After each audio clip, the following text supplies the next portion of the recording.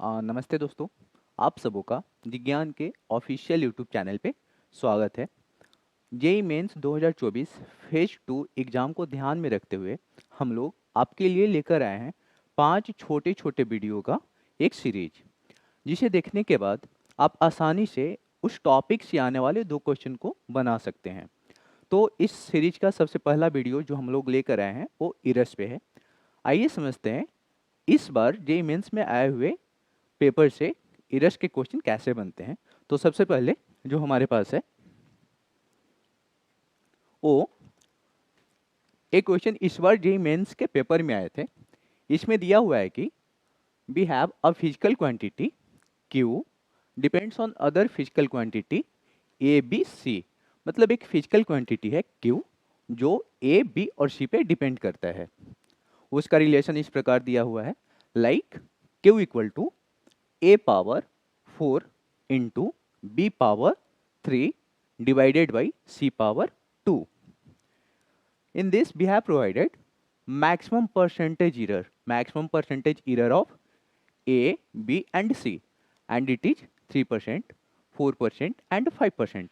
मतलब a, b और c का मैक्सिमम परसेंटेज एरर दिया हुआ है। पूछ क्या रहा है, have to find maximum percentage error in measurement of Q. मतलब हमारे पास एक फिजिकल क्वांटिटी दिया हुआ है जिसका रिलेशन ए बी सी से दिया हुआ है और ए बी सी का परसेंटेज एरर दिया हुआ है और हमें निकालना क्या है, क्यू का परसेंटेज एरर। तो हम लोग कैसे इसे प्रोसीड करेंगे। सबसे पहला स्टेप जो हम लोग को करना है वो करना है right the relations among the given physical quantity, जो कि ऑलरेडी हमारे पास दिया हुआ है। मतलब जो जो फिजिकल क्वांटिटी है उस सबके बीच एक रिलेशन लिखना है जो ऑलरेडी लिखा हुआ है। दूसरा स्टेप में क्या करना है, take the log both side and simplify according to the log property. Take the log both side, it means here we have provided the relations in the way of multiplications. So in this case we will take log both side, in such a way and will use log property. Likewise we have provided q equal to a power 4 b power 3 divided by c power 2. So in second step we'll take log q will become log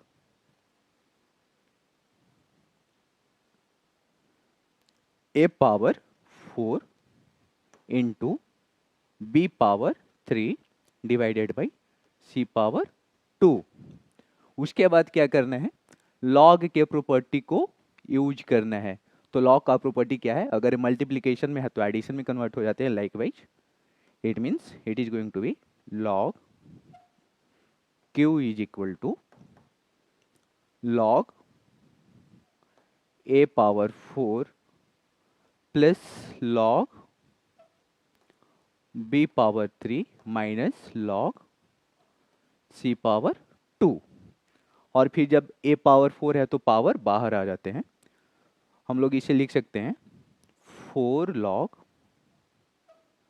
a plus 3 log b minus 2 log c। It means 4 log a plus 3 log b minus 2 log c. Up to second step we clear. In third step what we have to do, differentiate both side. It means differentiate right side as well as differentiate left side. Let us see.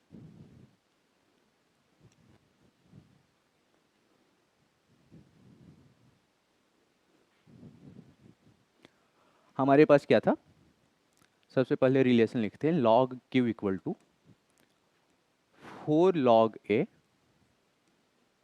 Plus 3 log b minus 2 log minus, ये minus sign है, 2 log c।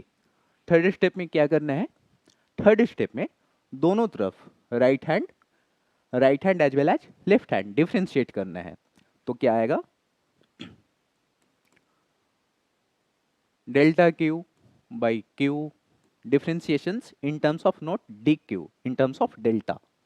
Delta q by q will be equal to 4 delta a by a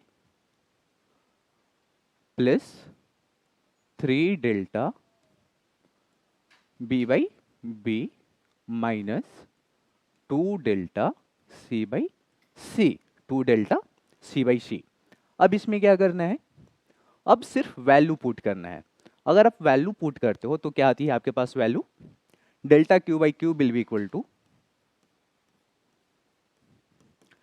4 into delta a by a. You have provided the value of delta a, you have provided the value of delta b, and you have provided the value of delta c. But here the major point you have to notice, instead of here minus, error will be added. Instead of minus, here error will be added. Likewise, if you will take the value,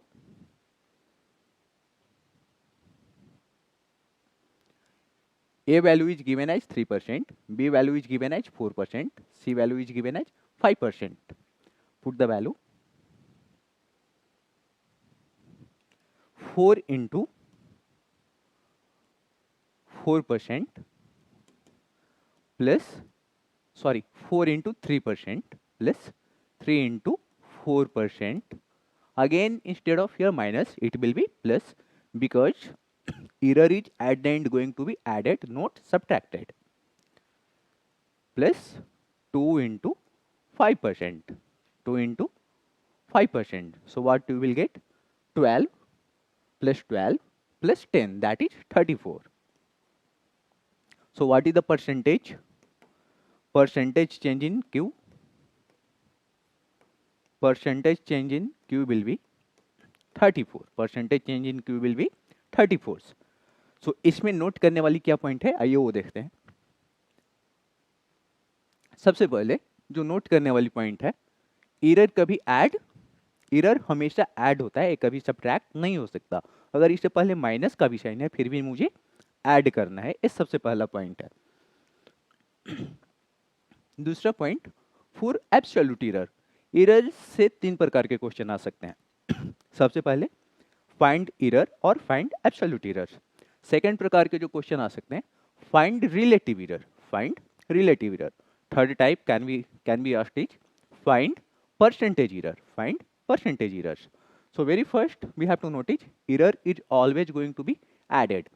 Second is for error or absolute error. It means it is saying that sorry, it is saying that absolute error is, in this case if we will take the examples, then absolute error क्या हो रहा है, delta q. So delta q is going to be your absolute error or error. Delta q is going to be called as absolute error or error.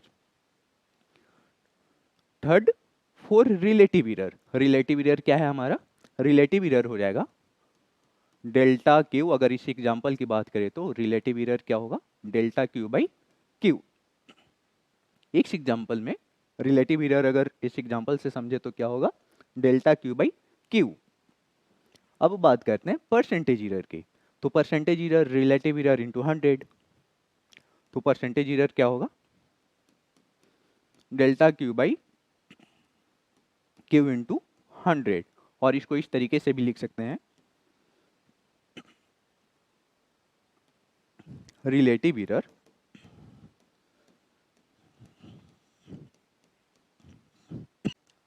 तो बढ़ते हैं हम लोग अगले क्वेश्चन की तरफ जो इस बार के पेपर में आए थे. Here this is talking about positive zero error, positive zero errors. So सबसे पहले समझेंगे पॉजिटिव जीरो एरर है क्या. सबसे पहले डिफिनेशन देखते हैं. If the zero mark of the vernier scale, zero mark of the vernier scale is the right of the zero mark of the main scale. मतलब अगर वर्नियर स्केल का zero mark, vernier scale का zero mark main scale के zero mark से right है, main scale के zero mark से right है, उस केस में जो एरर शो होता है, जो एरर ऑब्टेंड होता है, उस एरर को कहते हैं positive zero error, positive zero error. इस केस में क्या होती है, in this case the observed reading, the observed reading is greater than the actual reading. इस केस में क्या होगा, जो हमारे पास ऑब्जर्व रीडिंग आएगी, जो हमारे पास ऑब्जर्व्ड रीडिंग आएगी वो एक्चुअल रीडिंग से ज़्यादा रहेगा। मतलब अगर हमको एक्चुअल रीडिंग चाहिए, अगर मुझे एक्चुअल रीडिंग चाहिए तो क्या करना पड़ेगा, observed reading minus zero error, observed reading minus zero positive error.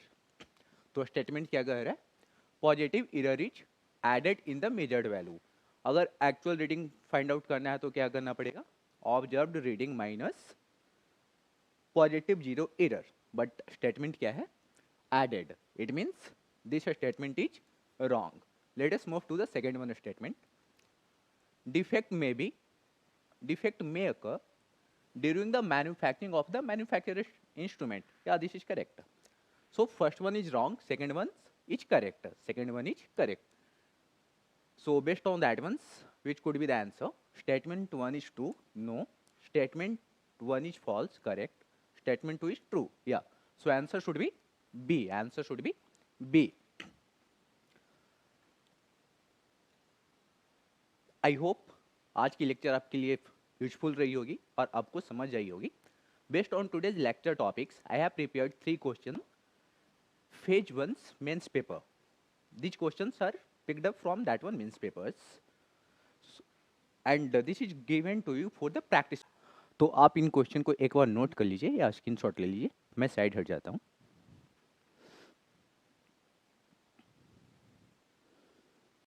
Hope you will solve. If you are going to stuck, you can ask to me first, seconds. If you want to any lecture videos related to any topics of physics, you can go to the descriptions and search the Telegram link. You can join our Telegrams and can message theirs. We will try to upload the video related to your topics. Thank you for your. Thank you.